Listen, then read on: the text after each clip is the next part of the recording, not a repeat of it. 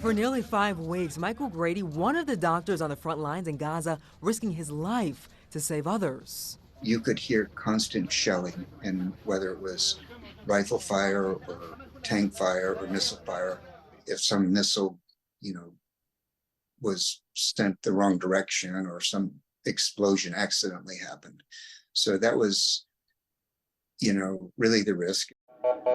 Michael Grady is a physician who lives here in Asheville. He spent time with the International Medical Corps to help provide medical attention to those wounded in the conflict. Grady was stationed in Rafah, where they worked in tent-based medical facilities. It was a 50-bed field hospital. We had an emergency department, pharmacy, x-ray, ultrasound. Between mid-January to mid-February, Grady spent a lot of his time in the emergency department. Grady says they noticed an increase in the number of people coming in for help, growing by hundreds daily, many traveling from northern Gaza, trying to escape the violence there.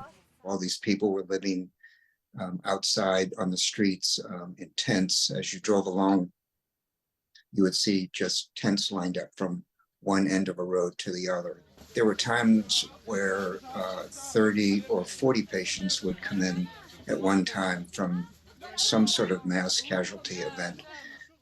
Typically, it was an explosion that occurred from a missile or a tank, and a building would collapse, or some structure would collapse. They were often in a state of emergency, performing medical procedures in unusual conditions. Suddenly, we're doing surgeries inside of tents or these trucking containers that were converted into operating rooms, which were then located inside of these tents. Now back home in Asheville, away from the danger and harsh conditions, Dr. Grady proud to do his part to help.